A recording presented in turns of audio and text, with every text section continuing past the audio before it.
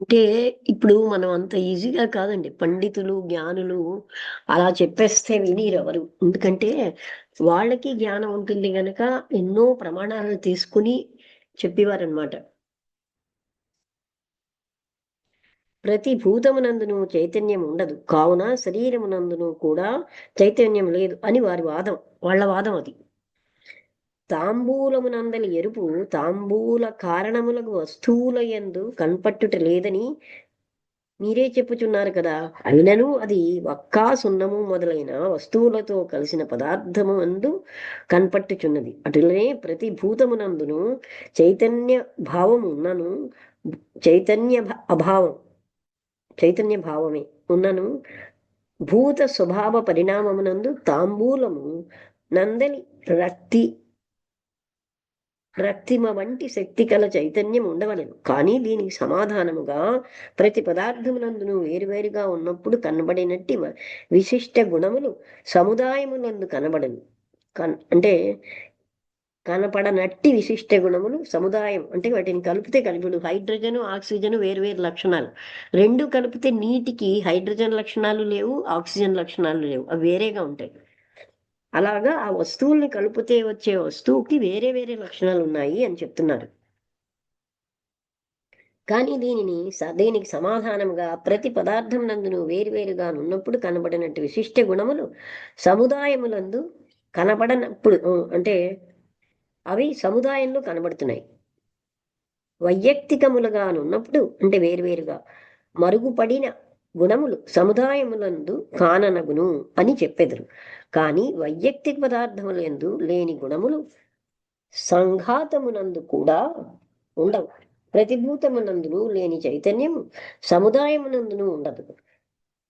తాంబూల వస్తు సముదాయములచే జనించిన రాగము చే తాంబూల కారణములకు ద్రవ్యముల యందు కూడా రాగము ఊహించదగును. అటులనే పంచభూత కార్యము దేహమునందు చైతన్యం ఉండుట వలన అనుమాన ప్రమాణముచే ప్రతి భూతము నందును చైతన్యం ఉండవలని తేలుచున్నది. అంటే ఏ పదార్థంలో లేని లక్షణం అవి కలిపితే వస్తోందంటే వేరే ఒక చైతన్యం ఉన్నది. ఆ విధంగా తత్వ విచారము లేనిచో చేసినచో అది సరికాదని తోచును.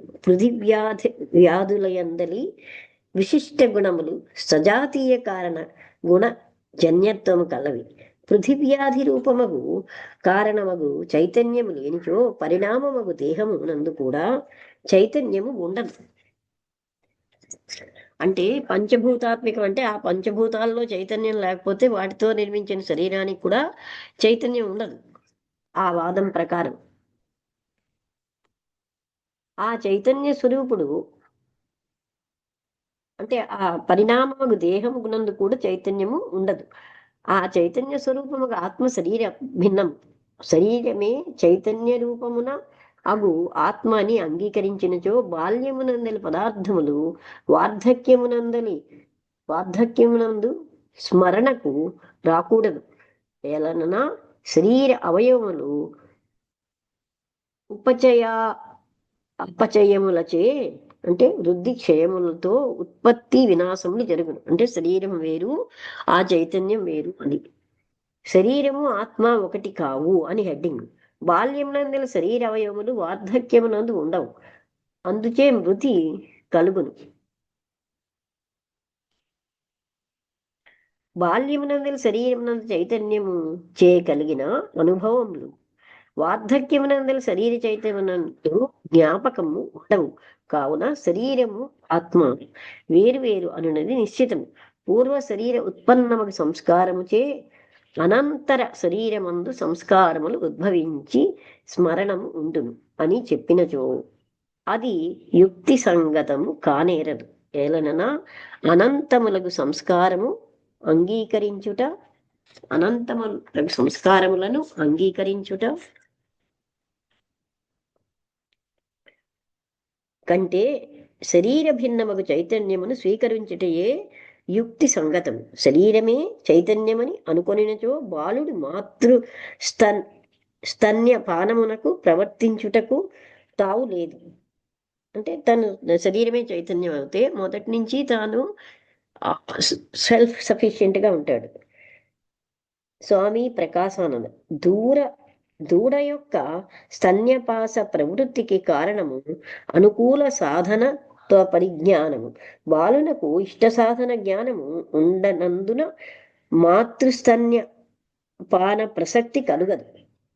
వైదిక సిద్ధాంతమును అనుసరించి జన్మాంతరములు ఎందలి ఇష్ట సాధన జ్ఞానానుభవముచే తజ్జన్య సంస్కారములచే బాలుడు అట్లు ప్రవర్తించును. ఆత్మ స్వయం ప్రకాశమగు జ్ఞాన స్వరూపుడు అన్న హెడ్డింగ్.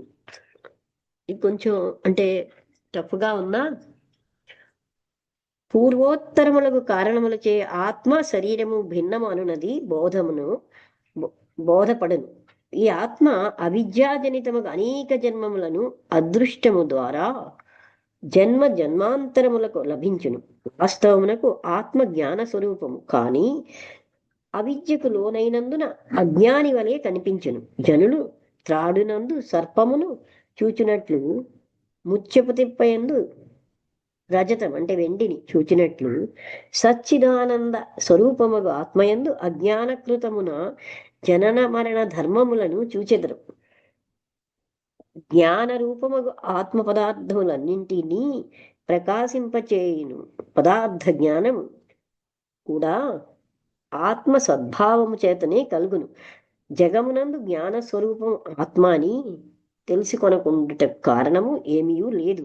ఏలనన్నా సర్వ ప్రపంచమును కర్మచేతనే తెలుసుకొనబడును. ఏలనన్నా ఆత్మజ్ఞాన స్వరూపం తాను స్వయం ప్రకాశముగా నుండి అన్యములను ప్రకాశింపచేయును. అంటే ఆత్మకి కర్మలేవి లేవు, అది ఇక్కడ చెప్తున్నారు. అంటే మనం ఇది మీకు అర్థమవుతుందో లేదో నాకు తెలియదు, కానీ హేతువాదం ప్రకారం చెప్పి అంటే లాజికల్ గా చెప్తూ ఇంకా అక్కడ దైవం అనేవాడు ఒకడు ఉన్నాడు, అతనికి ఒక రూపం లేదు అంటే అన్నింటిలో ఆయన ప్రవర్తిస్తున్నాడు గనకే అలా ఉంది. లేకపోతే పుట్టిన పిల్లవాడు మొదటి నుంచే ఆత్మ చైతన్యంతో అంటే శక్తివంతుడు అయిపోతాడు కదా. అంటే బాడీ వేరు ఆత్మ వేరు, అంటే అందులో ఆశ్రయించి ఉన్న ఆత్మతత్వం అది ఎన్నో జన్మలలో మంచి అది ప్రయాణం చేసి వస్తుంది అన్నట్టుగా చెప్పారు. ఏన రూపం రసం గంధం శబ్దాస్పర్శాంశ్చ మైథునాన్ ఏతేనైవ విజానాతి కిమత్ర పరిశిష్యతే. లోకమంతయు రూపరస గంధ శబ్ద స్పర్శ విషయ భోగములను దేనిచే తెలుసుకొనుచున్నదో అది ఇదియే, ఇది తప్ప మిగిలినది. ఇప్పుడు చూడండి, కన్ను ఏ శక్తితో చూస్తోంది? శక్తి కూడా కాదు, దేనితో చూస్తోంది? స్వామీజీ అనేవారు అది ఆ పరమాత్మ తత్వం. అంటే చూసిద్దామని కామన్ గా మనం అనుకుంటున్నాం, కానీ ఆ కన్ను ఉన్నా సరే ఆ చైతన్యం లేకపోతే అది చూడలేదు. ఆత్మ ద్వారా రూపరసగంధ శబ్ద స్పర్శ విషయాను భావములను తెలుసుకొనేది. అటులనే రూపాదుల జ్ఞానమును కూడా పొందెదరు. స్థూల సూక్ష్మ సంఘాత రూపము ఈ జడ శరీరముచే రూపాది జ్ఞానం కలగదు.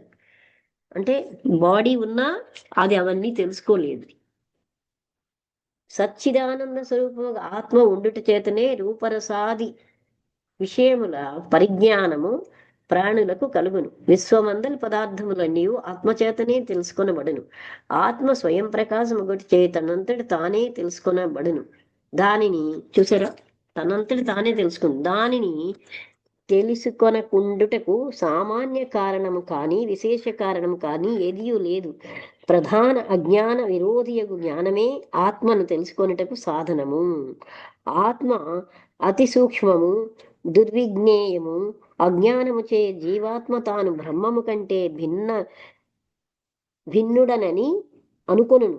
ఆ కారణముచే జనన మరణ ప్రవాహమున మునుగుచూ తేలుచూ ఉండును. కాన జీవాత్మ తాను బ్రహ్మమునకు అభిన్నమని తెలుసుకున్నప్పుడు ఆత్మకు శోకము కలగదు. అంటే జీవాత్మ వేరు పరమాత్మ వేరు కాదు అని ఎప్పుడైతే తెలుసుకుంటుందో అప్పుడు వాళ్ళకి దుఃఖమేమీ లేదు. ఇక్కడికి ఆపుదామా? బ్రహ్మ అభిన్నమగు అద్వైతాత్మ అన్న హెడ్డింగ్, ఈ పేజ్ నెంబరు 164. ఓకే, 2 సార్లు కూడా కరెక్ట్ 10 pages లాగా అయ్యిందమ్మా. ఫస్ట్ టైం 144 నుంచి 154, ఇప్పుడు 154 నుంచి 164.